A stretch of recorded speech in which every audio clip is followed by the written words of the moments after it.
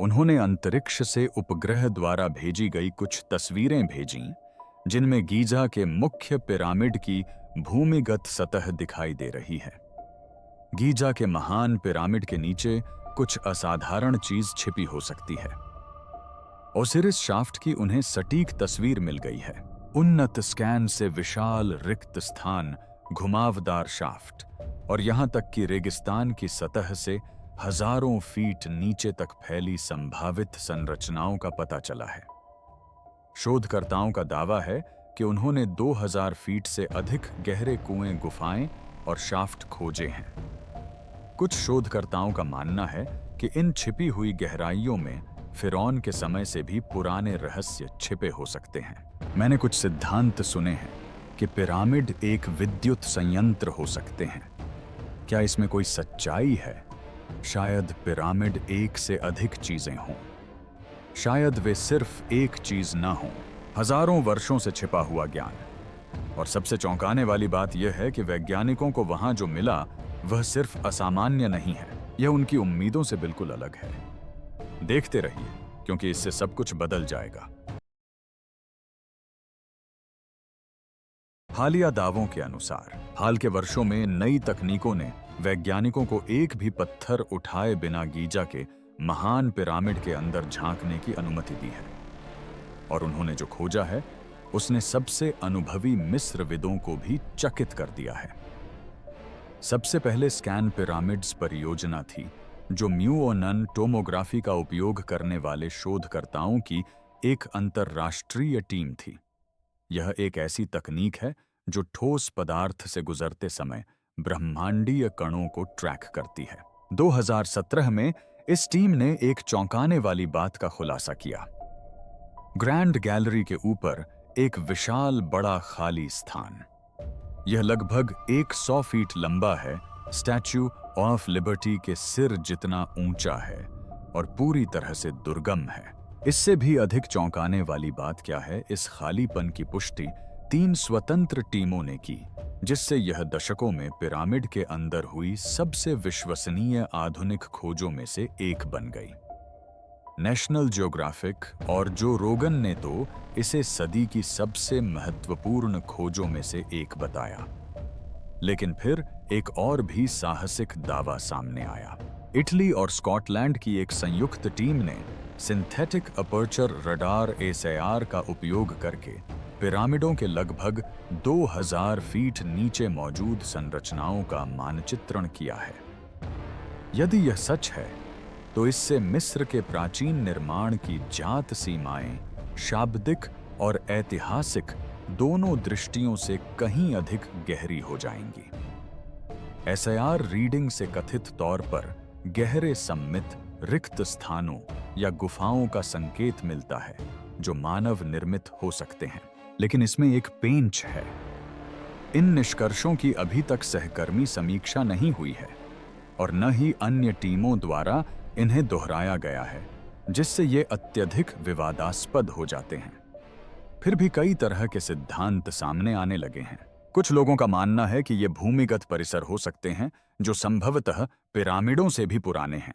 अन्य लोगों का मानना है कि ये प्राचीन खदानें या जल मार्ग हो सकते हैं जिन्हें लंबे समय से भुला दिया गया है। वहीं कुछ कट्टरपंथी सिद्धांतकार अटलांटिस की तकनीक से लेकर दबे हुए तारामंडलीय मानचित्रों तक हर तरह के सुझाव देते हैं।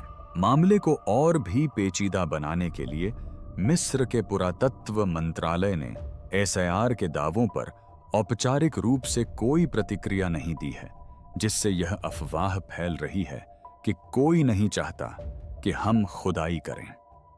और यह तो बस शुरुआत है। भौतिक खुदाई लगभग असंभव क्यों है, यह सुनने में काफी सरल लगता है। अगर हमें लगता है कि ग्रेट पिरामिड के नीचे कुछ छिपा है, तो खुदाई क्यों न कर लें? लेकिन वास्तविकता इतनी सरल नहीं है। सबसे पहले संरचनात्मक मजबूती की बात करते हैं।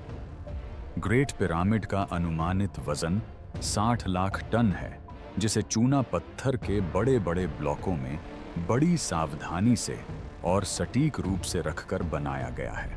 इंजीनियरिंग का यह अद्भुत नमूना 4500 वर्षों से अधिक समय से भूकंप, कटाव और लूटपाट का सामना कर चुका है, लेकिन इसके आधार में जरा सा भी बदलाव तबाही ला सकता है। इसके नीचे खुदाई करने से पिरामिड के भार वहन करने वाले क्षेत्र प्रभावित हो सकते हैं, खासकर इसलिए क्योंकि आधुनिक इंजीनियर अभी भी इसके आंतरिक तनाव बिंदुओं की कार्य प्रणाली को पूरी तरह से नहीं समझते हैं। फिर भूविज्ञान का मुद्दा भी है।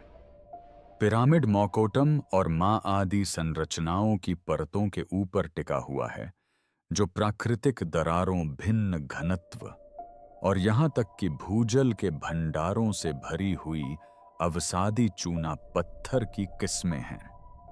किसी भी प्रकार की सुरंग खोदने से भू विभाजन रेखा से टकराने या जल रिसाव होने का खतरा होगा, जिससे आधार कमजोर हो सकता है और संभवतः क्षेत्र में बाढ़ आ सकती है। संरक्षण कानून मामले को और भी जटिल बना देते हैं। मिस्र का पुरातन कानून यूनेस्को के दिशा निर्देशों के अनुरूप किसी को नुकसान न पहुंचाने के सिद्धांत का पालन करता है। किसी भी प्रकार का अपरिवर्तनीय हस्तक्षेप कानूनी और नैतिक दृष्टि से एक गंभीर खतरे का संकेत है। पिरामिड के अंदर या नीचे खुदाई करना सिर्फ एक इंजीनियरिंग निर्णय नहीं है, यह एक राजनीतिक निर्णय है जिसके लिए अंतर्राष्ट्रीय स्वीकृति, पर्यावरणीय प्रभाव आकलन और मिस्र की सर्वोच्च पुरातत्व परिषद की निगरानी की आवश्यकता होती है। और यहाँ एक मजेदार लेकिन निराशाजनक तथ्य है। इस बात की कोई गारंटी नहीं है कि हमें कुछ मिलेगा ही। जिस खाली जगह को हम इतनी उत्सुकता से खोजना चाहते हैं, हो सकता है वह सिर्फ एक तनाव कम करने वाली गुहा हो। रडार या म्यूओनन द्वारा पता लगाए गए कई विसंगतियां प्राकृतिक संरचनाएं या निचले कक्षों पर दबाव कम करने के लिए जानबूझकर किए गए वास्तुशिल्पीय डिजाइन हो सकते हैं। दूसरे शब्दों में कहें तो हर रहस्य में खजाना छिपा नहीं होता।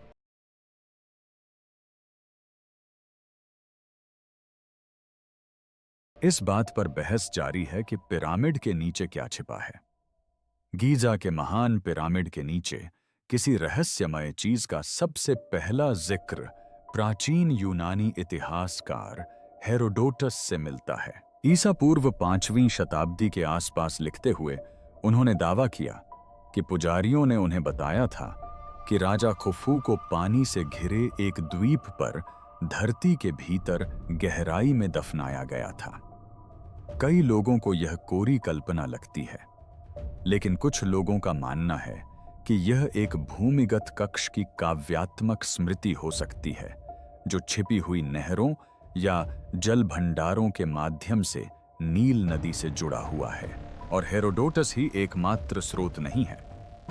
19वीं शताब्दी के सर्वेक्षणों में जियोवानी बतिस्ता, कैविग्लिया और हॉवर्ड वीस जैसे प्रारंभिक खोजकर्ताओं ने पठार के नीचे अवरुद्ध रास्तों और जलमग्न सुरंगों का वर्णन किया।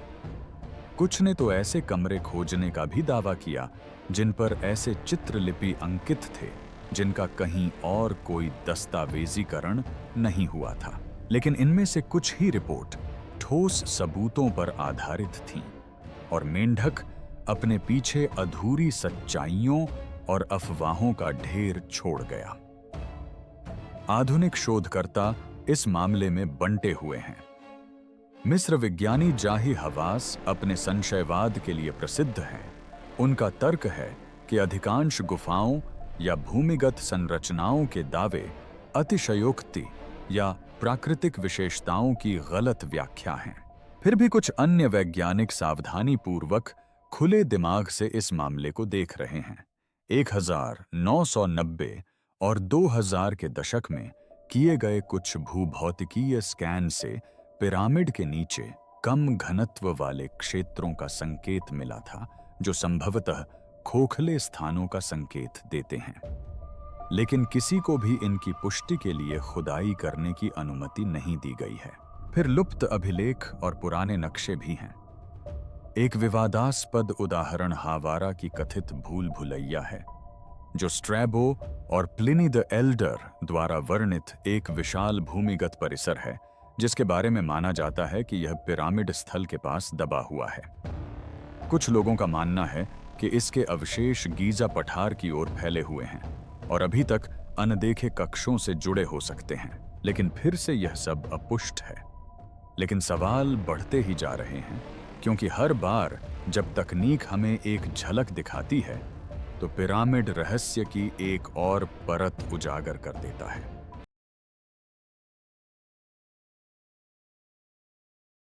प्राचीन कुओं के शाफ्ट और भूली हुई गहराइयां। ग्रेट पिरामिड की एक भौतिक विशेषता ऐसी है जो सबसे अनुभवी शोधकर्ताओं को भी हैरान करती रहती है, जिसे तथाकथित कुआं शाफ्ट कहा जाता है। पहली नजर में कुआं शाफ्ट एक निर्माण शॉर्टकट जैसा दिखता है, एक साधारण ऊर्ध्वाधर शाफ्ट जो निचले कक्ष और ग्रैंड गैलरी को जोड़ता है। लेकिन यहां एक पेचीदगी है। इसका मार्ग सीधा नहीं है और प्राचीन ग्रंथों में इसके उद्देश्य का विस्तृत उल्लेख नहीं मिलता। कुछ लोगों का मानना है कि यह किसी निर्माण कर्मी का भागने का रास्ता था। वहीं कुछ अन्य लोगों का सुझाव है कि यह ढहने की स्थिति में दबाव कम करने के लिए बनाई गई एक आपातकालीन सुरंग थी।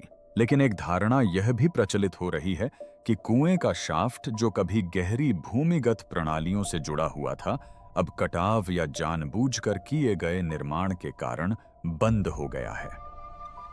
1993 में जर्मन इंजीनियर रुडोल्फ गैंटेनब्रिंक ने उपवाट नामक एक रोबोटिक क्रॉलर को पिरामिड के रहस्यमय वायु शाफ्ट में से एक में भेजा। जो उसने खोजा उसने सभी को चौंका दिया। शाफ्ट के अंत में तांबे के हैंडल वाला एक छोटा पत्थर का दरवाजा खामोशी से खड़ा था। उसके पीछे एक और दरवाजा था और उसके आगे अभी भी अज्ञात था।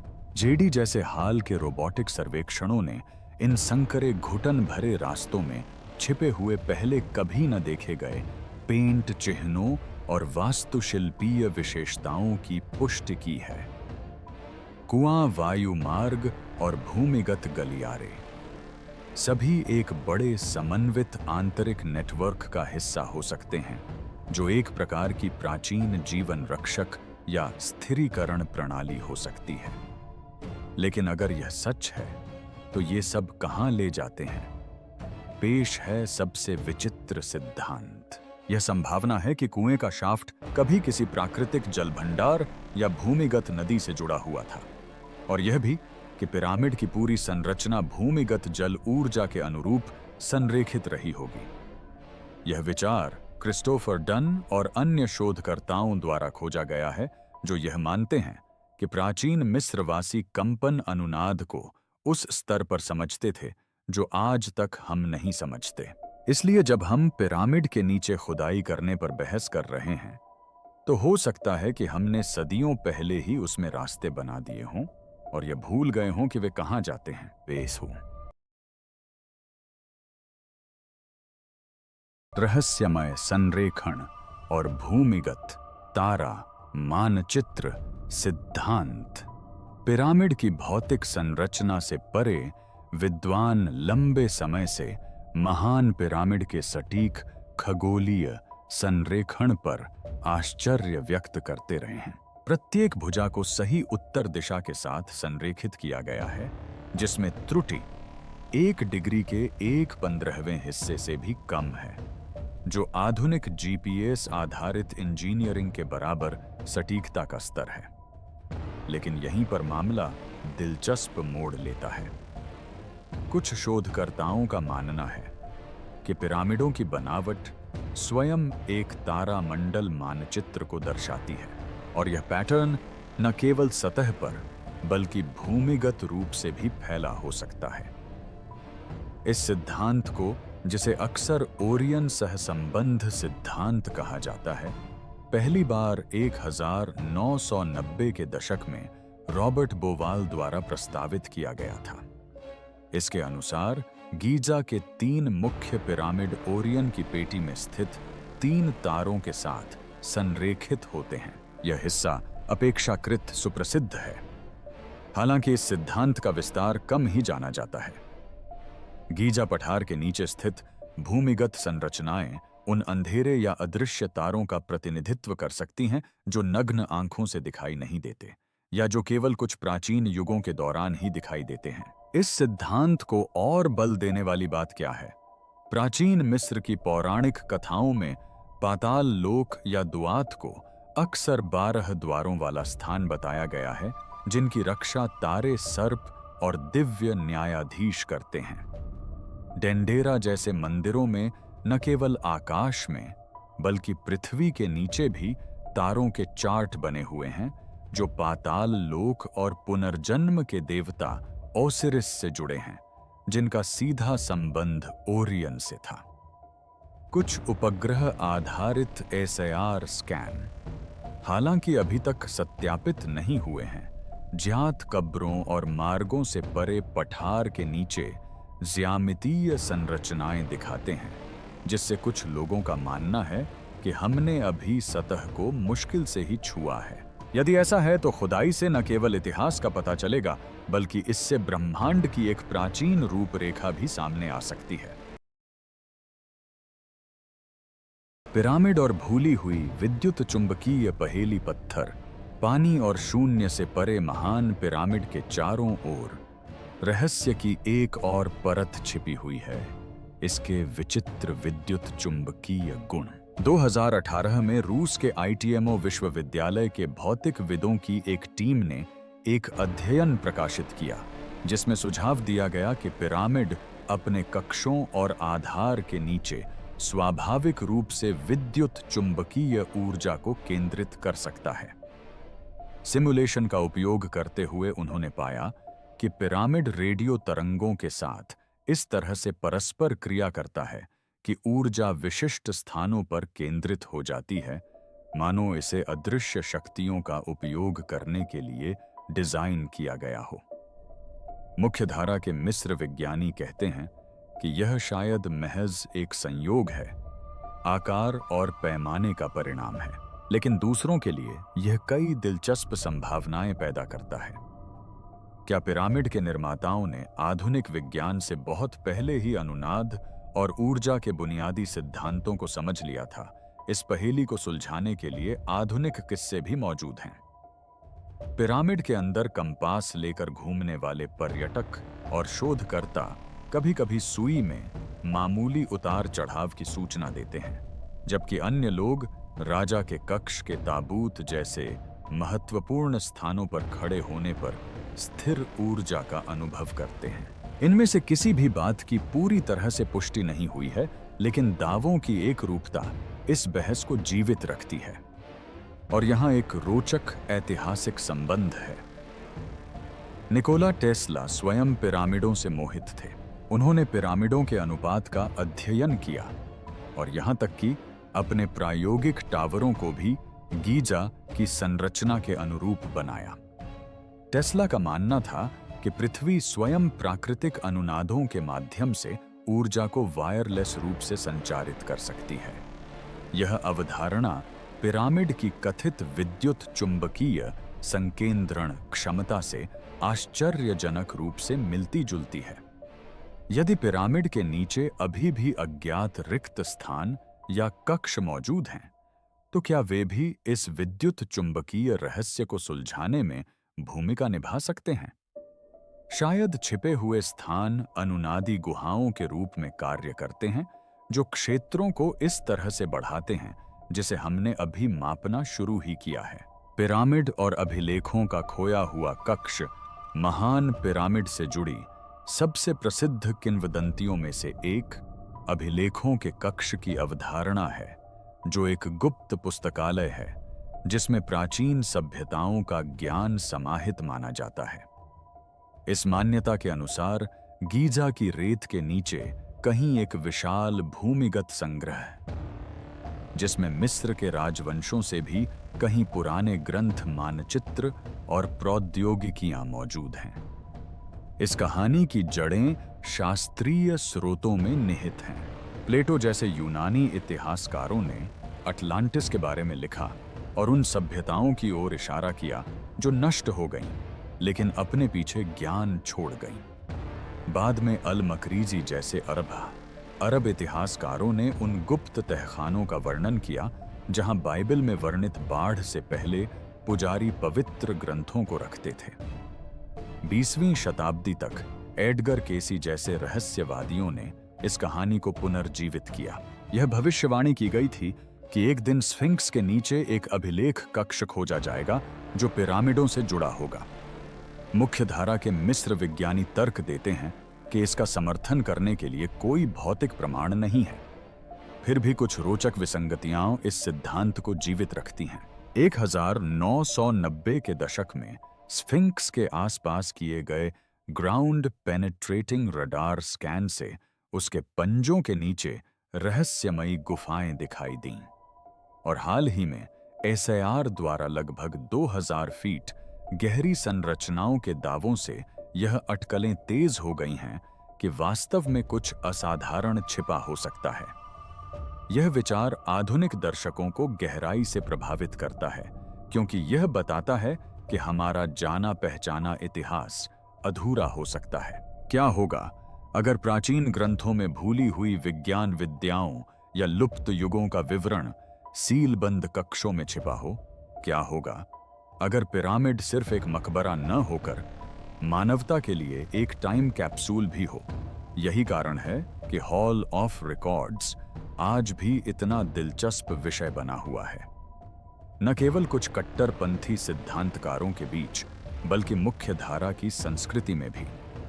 यहां तक कि जो रोगन भी अपने मेहमानों के साथ लंबी बातचीत के दौरान इस बात पर विचार कर चुके हैं कि क्या इस तरह की खोजें मानव सभ्यता के इतिहास को पूरी तरह से बदल सकती हैं। वह इसे तथ्य के रूप में प्रस्तुत नहीं करते, लेकिन उनके मंच ने लाखों श्रोताओं को सोचने पर मजबूर कर दिया है।